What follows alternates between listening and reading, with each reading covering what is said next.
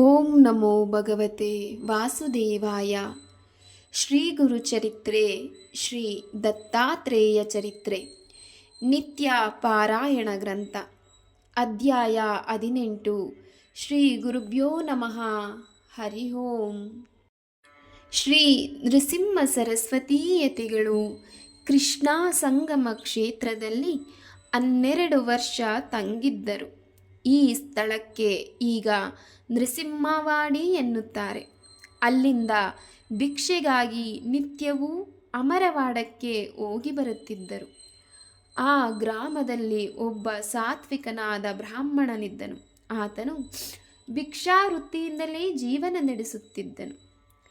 ಏನು ಭಿಕ್ಷೆ ಸಿಗದ ದಿನ ಮನೆಯಂಗಳದ ಅವರೇಕಾಯಿಯ ಪಲ್ಯವನ್ನೇ ತಿಂದು ತೃಪ್ತನಾಗುತ್ತಿದ್ದನು.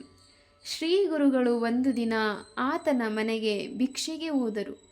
ಆತನು ಅವರನ್ನು ಸತ್ಕರಿಸಿ ಅವರೇಕಾಯಿ ಪಲ್ಯವನ್ನೇ ಭಿಕ್ಷೆ ಹಾಕಿದನು. ಗುರುಗಳು ಶುಭಮಸ್ತು ಎಂದು ಅರಸಿ ಹೋಗುವ ಮುಂಚೆ ಅವರೇ ಬಳ್ಳಿಯನ್ನು ಕಿತ್ತೆಸೆದು ಬಿಟ್ಟರು. ಆತನ ಪತ್ನಿಯು ಆಪತ್ಕಾಲಕ್ಕೆಂದು ಬೆಳೆಸಿದ್ದ ಬಳ್ಳಿಯೂ ಹೋಯಿತಲ್ಲ ಎಂದು ದುಃಖಿತಳಾದಳು. ಆಗ ಬ್ರಾಹ್ಮಣನು, ದುಃಖಿಸಬೇಡ, ನಮ್ಮ ಬಡತನ ಕಳೆಯಿತು ಎಂದುಕೋ.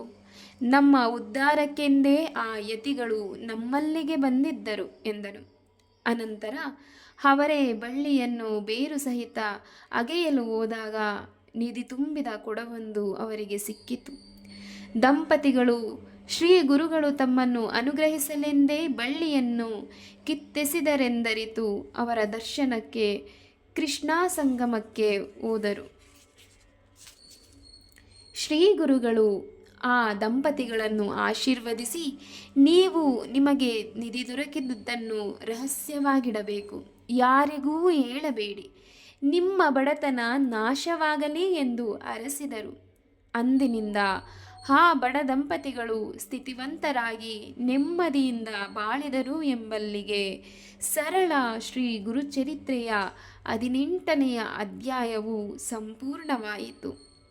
ಶ್ರೀ ದತ್ತಹೃದಯಂ ಅನಿಲ್ಯಾಂ ವರದಃ ಶಂಭುಃ ಕೌಬೇರ್ಯಾಂ ಜಗತಃ ಪ್ರಭುಃ ಈಶಾನ್ಯಂ ಪಾತು ಮೇ ರಾಮೋ ಊರ್ಧ್ವಂ ಪಾತು ಮಹಾಮಿನಿಃ ಷಡಕ್ಷರೋ ಮಹಾಮಂತ್ರಂ ಪಾತ್ವಾ ದಂತಾ ಜಗತ್ತಿತಾ ಏವಂ ಪಕ್ತಿಂ ದಶೋ ರಕ್ಷೇ ದ್ಯುಧರಾಜ ವರಪ್ರದಃ.